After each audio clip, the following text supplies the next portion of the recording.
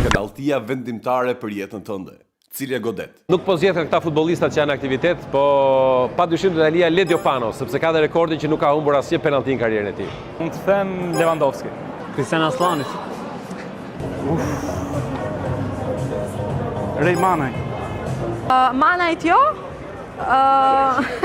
Sa ka kjo? Mund të them që do t'ja leja Muçit, duke qenë se i besova dhe do të kisha shumë dëshirë ta kisha dhënë ekip. Do Alia Aslanit edhe pse humbi të fundit. Sigur që jo Rej Manajt, sepse do mbahet mend gjithmonë për atë golin që ka bërë në Beograd dhe jo për atë që ka humbur në Tiranë. Të njëjtit person, Harry Kane për mua është lojtari më i saktë, dhe ndoshta lojtari që e njeh më tepër portën e Europës. Roberto Carlosin, klasim ata të brezit të parë. Nëse do të rikthej, do të ishte Roberto Carlos.